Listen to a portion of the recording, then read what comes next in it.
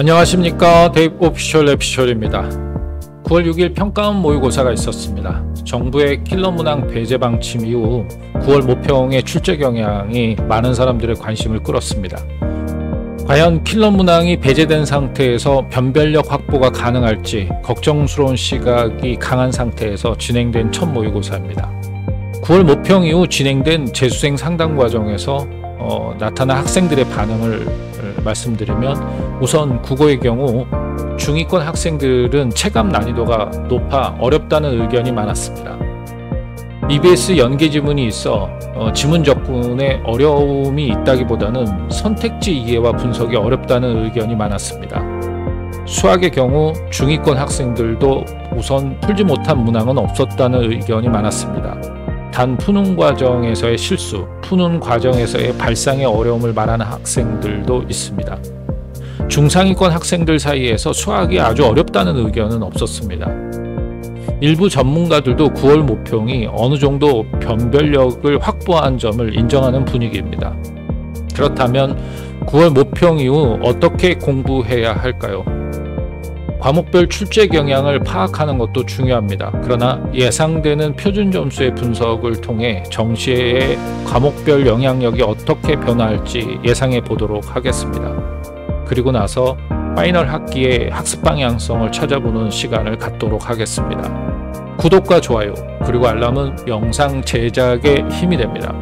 입시에 관한 궁금한 사항은 역사적 사명 입시연구실로 문의하시길 바랍니다. 그럼 시작하겠습니다.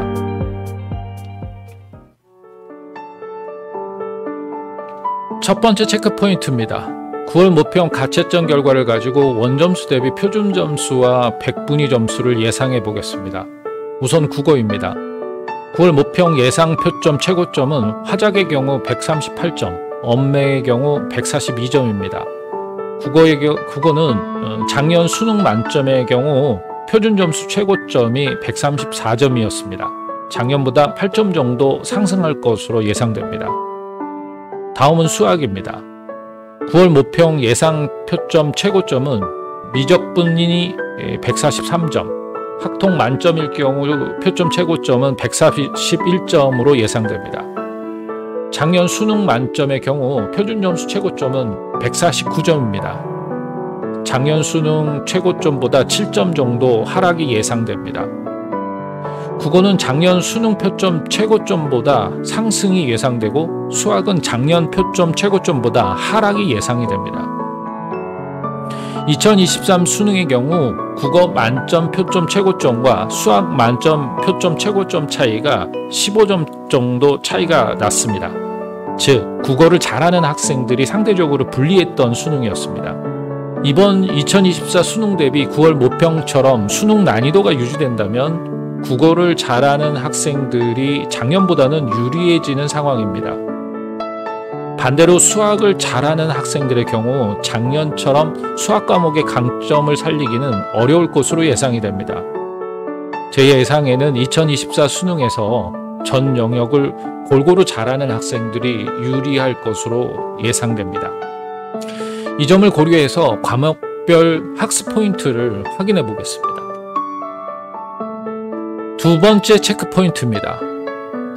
국어 과목부터 학습 포인트를 체크해 보겠습니다. 9월 모평 만점 표점 최고점이 142점으로 작년보다는 국어의 영향력이 올라갈 것으로 예상됩니다. 올해 6월 모평과 9월 모평의 확실한 차이는 EBS 연계율에 있습니다. 아마도 한국교육과정평가원은 어느 정도 변별력을 국어에서 확보했다고 판단하고 9월 모평 출제 경향을 따를 가능성이 큽니다. 따라서 독서와 문학의 EBS 연계 출제가 매우 중요한 포인트가 됩니다. 9월 모평 이후 국어 공부를 어떻게 해야 할까요?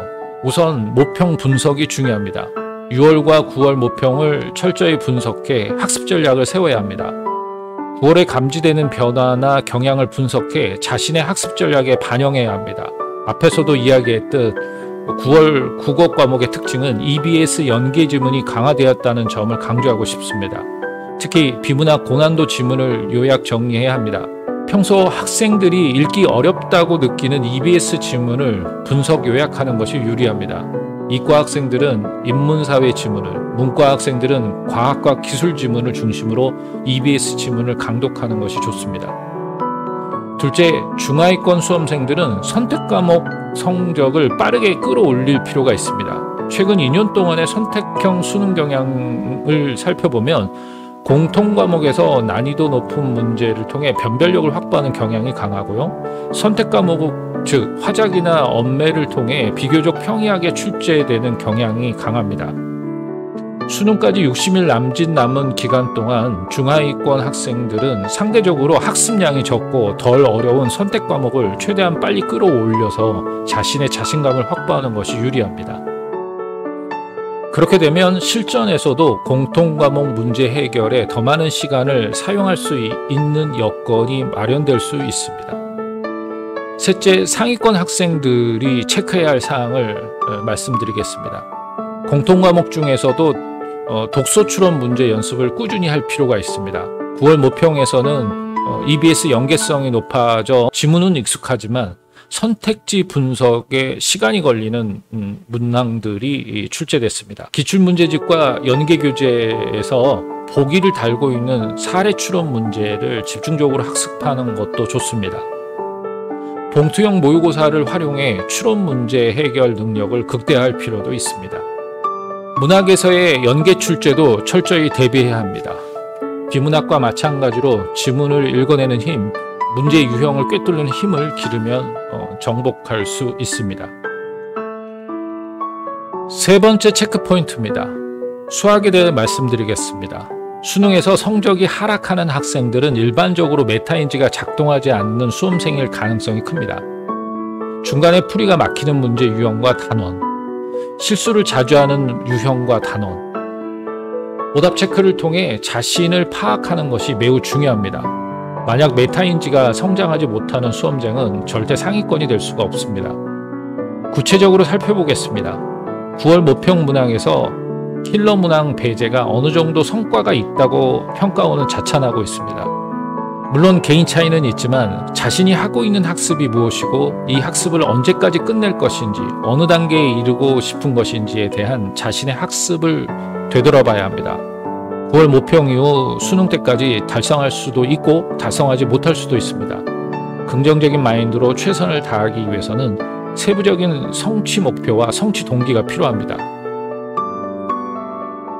수학 교과별 시험 출제 유형을 파악하고 있어야 합니다.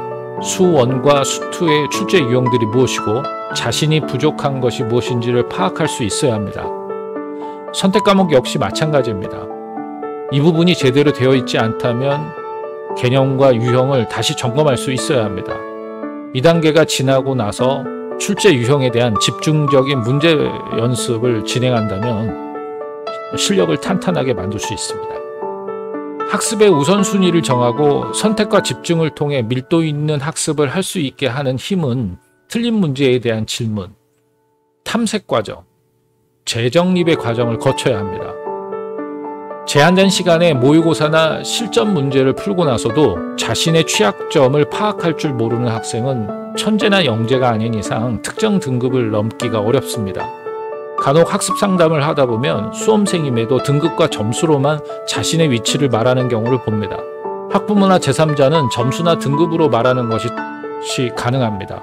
하지만 수험생은 학습 과정에서 수학적 메타인지를 통해 출제 단원과 유형, 그리고 멘탈 상태에 따라 자신의 취약점과 학습 방향성을 말할 수 있어야 합니다. 그것이 최상위권을 길러낸 제 경험입니다. 오로지 공부를 백화적 쇼핑하듯 돈만 지불하고 각종 정보와 서비스를 제공받으면 된다는 학부모와 수험생들도 있습니다. 자본주의 사회니 그럴 수도 있습니다. 하지만 메타인지와 학습 태도의 성장 없이는 상위권 도약은 힘듭니다.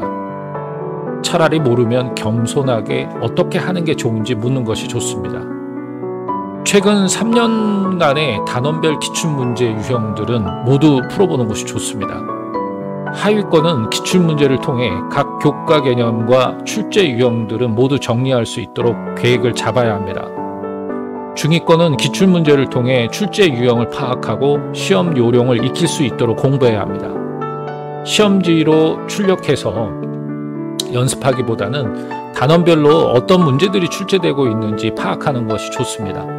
그리고 관련 문제들을 연계교재 또는 다른 문제집을 통해 유형에 익숙해지도록 노력해야 합니다. 역사적 사명 기숙학원 파이널 프로그램 안에는 이러한 특징을 담고 있습니다. 수학 공부에서 강조해야 할 특징적인 것 몇 가지를 말씀드리겠습니다.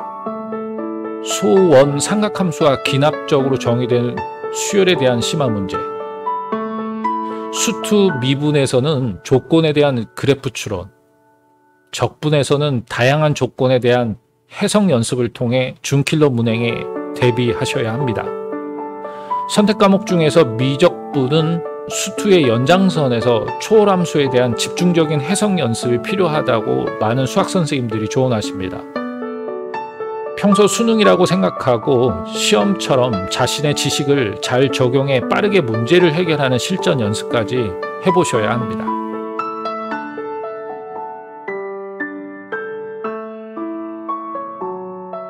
네 번째 체크 포인트입니다. 과탐에 대해 말씀드리겠습니다.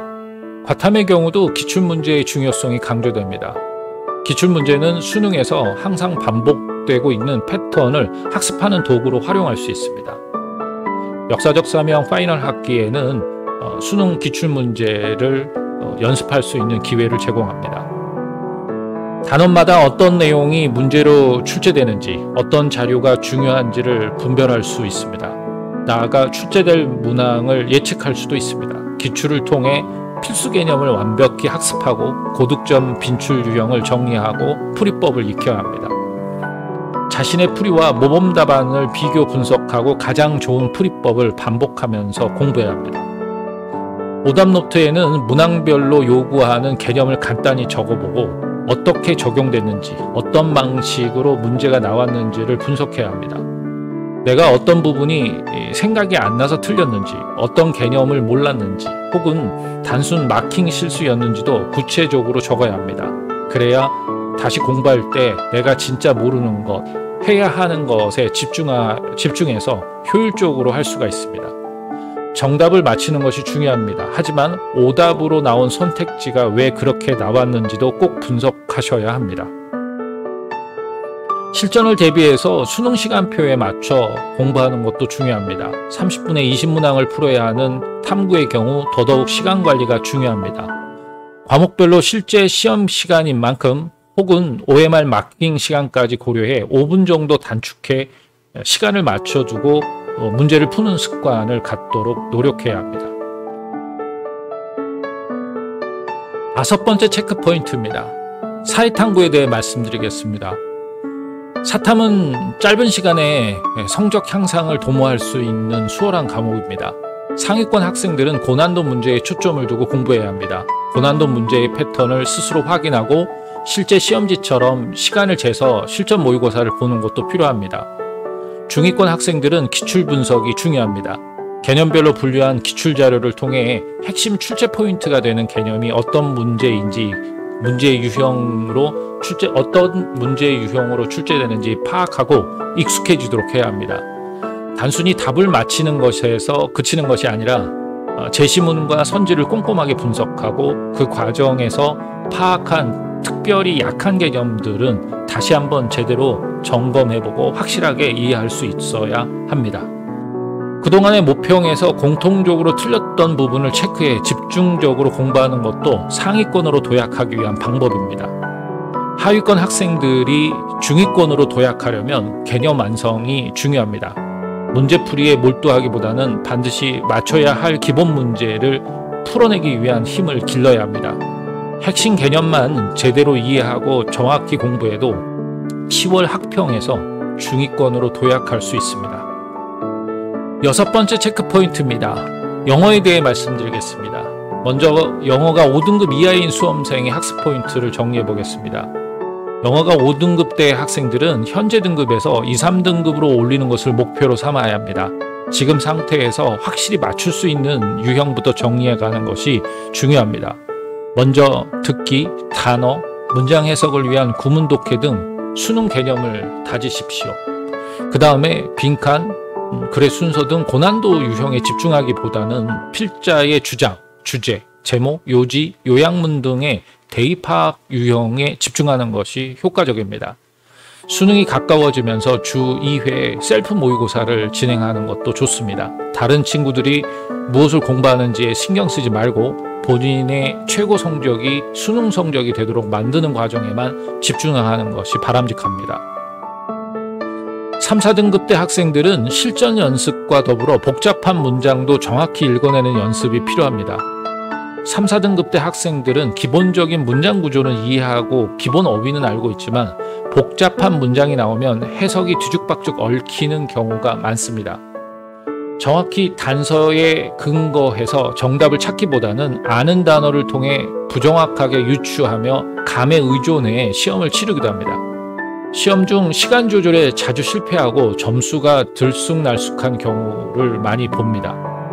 우선 주제, 제목, 함축적 의미, 빈칸, 글의 순서, 문장 삽입, 요약문 등 주요 유형을 연습하십시오.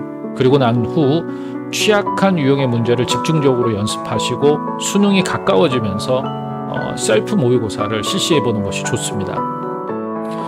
1, 2등급 때 학생들은 영어의 기본기가 비교적 튼튼하고 각 유형에 대한 전략도 어느 정도 확립되어 있습니다. 그러나 자신의 실력을 맹신하고 영어 공부를 소홀히 하다가 수능 때 급격히 점수가 하락하는 경우를 종종 봅니다.